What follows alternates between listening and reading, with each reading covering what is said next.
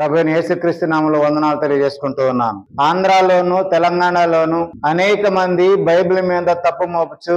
అంటే బైబిల్ బూతుల పుస్తకం అని, బైబిల్లో బూతులున్నాయని, తండ్రి కుమార్తెలు వ్యభిచారం చేశారని, అలాంటి సంగతులు రాయబడేటువంటి గ్రంథం దేవుని గ్రంథం ఎలాగా అవుతుందని, ఇలాంటి విషయాలు మీ కుటుంబాల చదవగలరా, మీ బిడ్డలు కూడా చదివించగలరా అని బహు భయంకరంగా బైబిల్ని దూషించే వాళ్ళు మనకు కనబడతా ఉన్నారు. అలాంటి వారిని ఉద్దేశించి, అలాగే నా వీడియో ద్వారా అసలు సంగతి మీరు తెలుసుకోవాలని ఒక ఉద్దేశంతో నేను ఈ వీడియోను చేస్తూ ఉన్నాను. ఈ వీడియోను ఎవరైతే చూస్తున్నారో వాళ్ళందరికీ కూడా సత్యం తెలిసే విధంగా, బైబిల్ దేవుని గ్రంథం కాబట్టే ఆ విషయాలు అందులో రాయబడ్డాయి అని మాట్లాడే విధంగా నేను మీకు సంగతులు తెలియజేస్తాను. కాబట్టి ఈ వీడియోని మీరు పూర్తిగా చూడాలని హృదయపూర్వకంగా మీకు మనవి చేసుకుంటూ ఉన్నాను. ఈ వీడియోలో ప్రధానంగా నేను 3 అంశాలను మీకు చూపించి క్లారిఫికేషన్ చేస్తాను.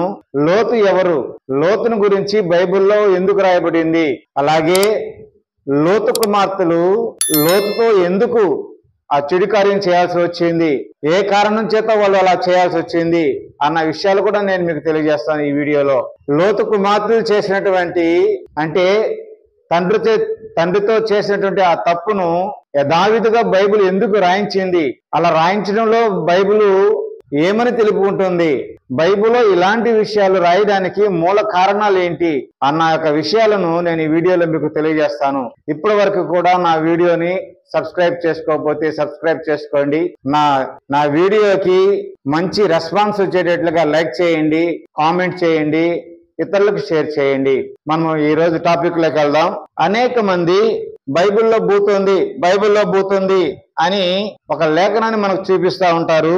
ఆ లేఖన భాగాల్ని నేను మీకు చదివి వినిపిస్తాను. ఆదికాండం 19వ అధ్యాయం 30వ వచనం నుంచి 36వ వచనం వరకు బూతుంది అని చెప్పే సందర్భం ఇది. అది బూతో కాదో, దేవుడు ఎందుకు అలా రాయించాడో నేను మీకు క్లారిఫికేషన్ ఇస్తాను. లోతు సోయేరులో నివసించుటకు భయపడి తన 2 కుమార్తెలతో కూడా సోయేరు నుండి పోయి ఆ పర్వతమందు నివసించెను. అతడును అతని 2 కుమార్తెలను ఒక గుహలో నివసించిరి. అట్లుండగా అక్క తన చెల్లెలతో, మన తండ్రి ముసలివాడు, సర్వలోక మర్యాద చెప్పున మనతో పోగొట్టుకు లోకంలో ఏ పురుషుడు లేడు. మన తండ్రికి ద్రాక్షరసం త్రాగించి అతనితో శయనించి మన తండ్రి వలన సంతానం కలుగు చేసుకుందాం రమ్మని చెప్పాను. ఆ రాత్రి వారు తమ తండ్రికి ద్రాక్షరసం త్రాగించిన తర్వాత అతని పెద్ద కుమార్తె లోపలికి వెళ్లి తన తండ్రితో శయనించను. కానీ ఆమె ఎప్పుడు శయనించినో ఎప్పుడు లేచిపోయినో అతనికి తెలియదు. మరునాడు అక్క తన చెల్లెలు చూసి, నిన్నటి రాత్రి నా తండ్రితో నేను శయనించి తిని, ఈ రాత్రి అతనికి ద్రాక్షరసం త్రాగించిన తర్వాత నువ్వు లోపలికి వెళ్లి అతనితో శయనించము. అలాగున మా తండ్రి వలన సంతానం కలుగు చేసుకుందామని చెప్పాను. ఆ రాత్రి వారు తమ తండ్రికి ద్రాక్షరసం త్రాగించిరి. అప్పుడు ఆ చిన్నది లేచి అతనితో శయనించును.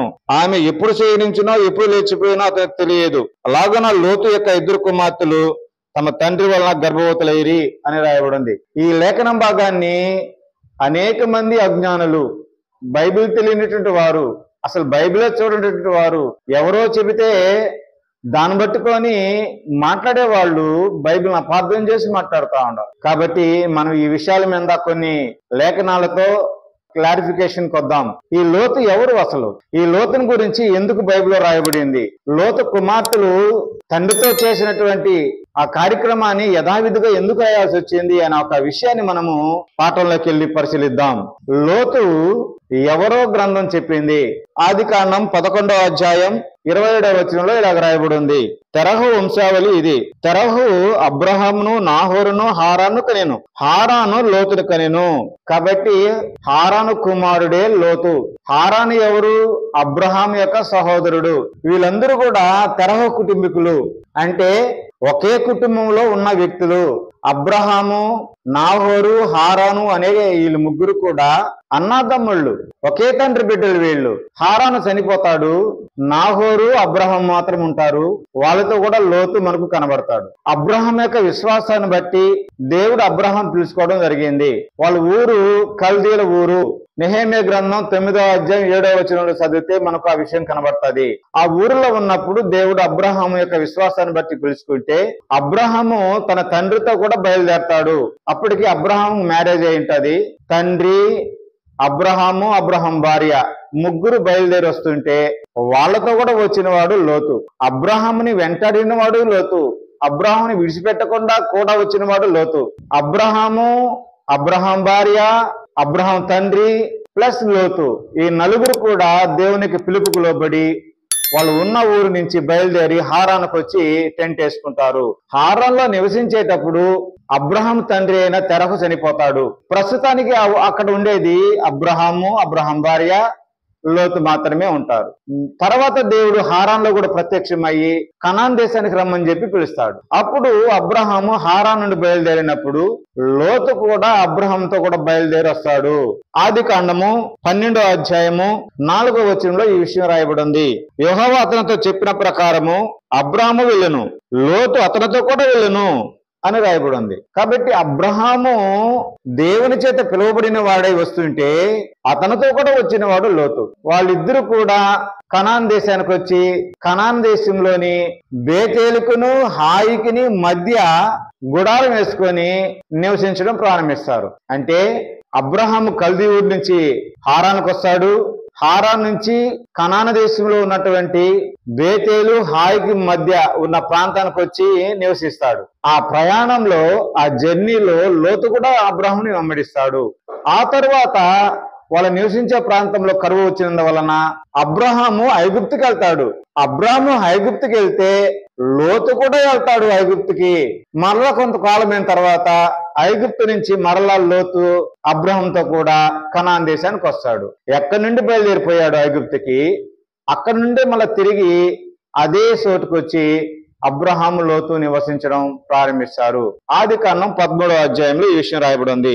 అబ్రహాము తనకు కలిగిన సమస్తమును, తన భార్యను, తనతో కూడా ఉన్న లోతును వెంట పెట్టుకొని ఐగుప్తులో నుండి దక్షిణ దేశంకి వెళ్ళను అని రాయబడి. కాబట్టి ఐగుప్తులో నుండి అబ్రహాము, లోతు, అబ్రహాం భార్య ముగ్గురు వచ్చి కనాన్లో నివసిస్తారు. ఇక్కడ మీరు గమనించవలసింది ఏంటంటే అబ్రహాము దేవునికి పిలుపుకు లోబడిపోతుంటే అతనితో కూడా అబ్రహామును ప్రేమించి వెంబడించిన వాడు లోతు. అబ్రహామును విడిచిపెట్టలేదు.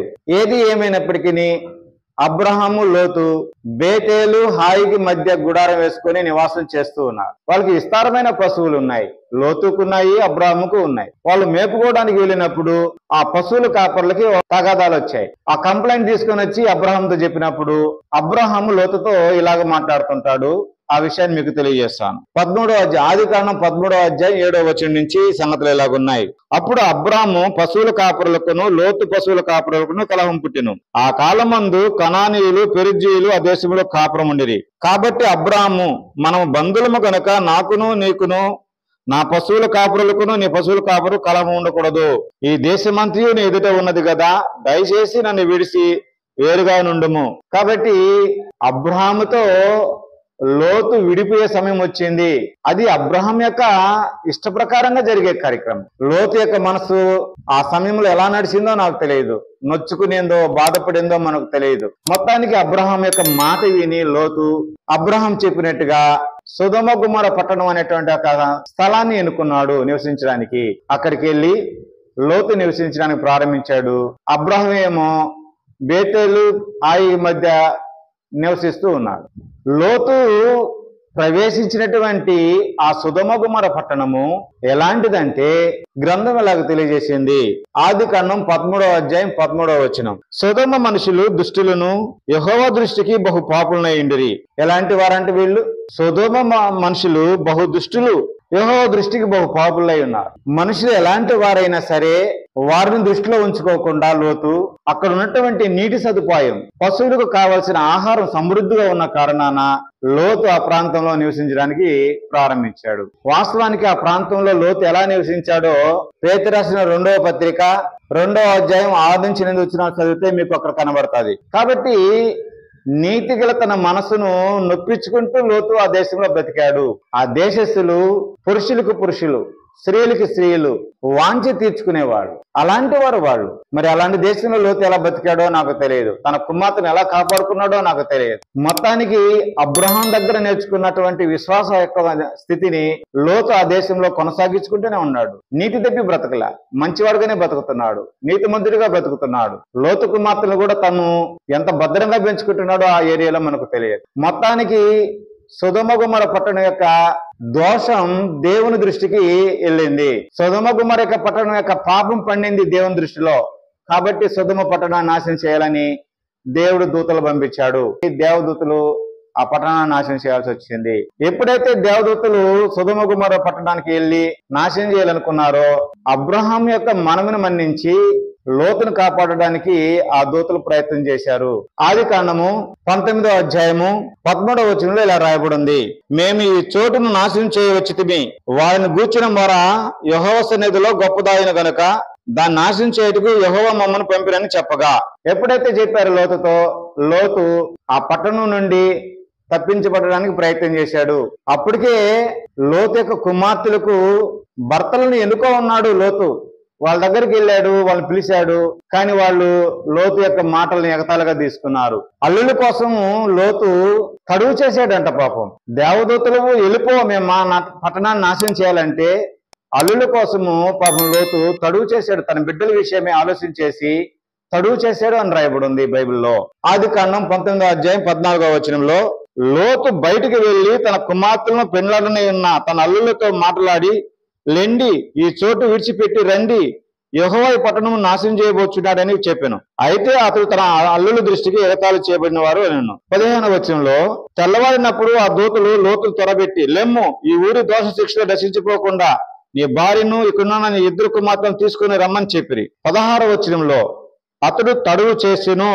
ఎందుకు చేశాడు? అల్లుల కోసం వెయిట్ చేసాడు పాపం. కానీ వాళ్ళు రాలేదు. ఎట్టికేలకు దూతలు ఏం చేశారంటే లోతుకి సమాచారం ఇచ్చి, నువ్వు ఈ దేశాన్ని నుంచి పారిపో అని చెప్పారు. సొదొమ గుమొర్ర పట్టణానికి సమీపన సోయరు అనే ఒక ఊరు ఉంటుంది. అది చిన్నది అనమాట, చిన్న ఊరు. అది సొదొమ గుమొర్ర పట్టణానికి సంబంధించిందే. దాన్ని కూడా నాశనం చేయాలనుకున్నారు దేవదూతలు. కానీ లోతు, నేను ఆ ఊర్లోకి వెళ్తాను, మీరు చూపించే పర్వతం దగ్గరికి వెళ్ళలేను, కాబట్టి నేను వెళ్ళి ఆ ఊరిని కాపాడండి, దాన్ని నాశనం చేయబోకని చెప్పి లోతు దూతలతో మనవి చేసుకున్నప్పుడు లోతు యొక్క మనవిని వాళ్ళు అంగీకరిస్తారు దేవదూతలు. కాబట్టి లోతు తన భార్యను తన ఇద్దరు కుమార్తెలు తీసుకొని వాళ్ళు వెళ్ళమన్న పర్వతానికి వెళ్లకుండా దగ్గరగా ఉన్న సొదొమ గుమొర్ర పట్టణానికి సమీపంలో ఉన్నటువంటి ఒక ఊరు వెళ్తారు. అది చిన్న ఊరు, దానికి సోయరు అని పెట్టడం జరిగింది. అక్కడికి వెళ్ళి నివాసం చేయడం మొదలు పెడతారు. సోయరుకు వచ్చినప్పుడు వాళ్ళు సొదొమ గుమొర్ర పట్టణము నాశనం చేయబడింది, బుగ్గిపాలైపోయింది. వాస్తవానికి సొదొమ గుమొర్ర పట్టణంతో కూడా లోతు వెళ్ళినటువంటి సోయరు కూడా నాశనం చేయాల.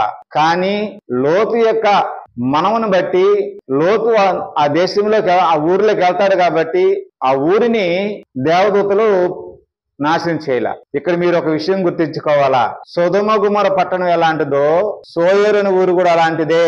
దాన్ని కూడా నాశనం చేయాలనుకున్న దేవదూతలు, కానీ లోతు చేసుకున్న రిక్వెస్ట్ వల్ల ఆ ఊరు కాపాడబడింది. ఎట్టికేలకు లోతు భార్య కుమార్తెలిద్దరూ ఆ ఊరికి ప్రయాణం అయినారు. పోయే ప్రయాణంలో లోతు భార్య దేవుని ఆజ్ఞని మేరీ ఉపస్తంభం అయిపోతుంది.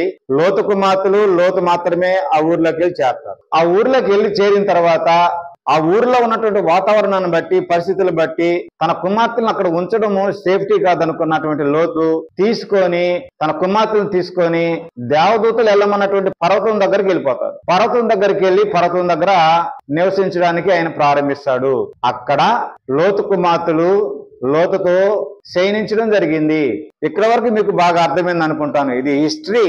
ఇది తెలిస్తే గాని గ్రంథం మనకు ఎందుకు రాయించిందో తెలియదు, ఎందుకు దేవుడు ఈ విషయాలు రాయించడం మనకు తెలియదు. అది మనం చదువుకున్నటువంటి లేఖన భాగం. ఆదికాండము 19వ అధ్యాయంలో 30వ వచనంలో ఇలా రాయబడింది. ముందుగా చదువుకున్నాం, మళ్ళా ఒక వచనం చదువుతున్నా.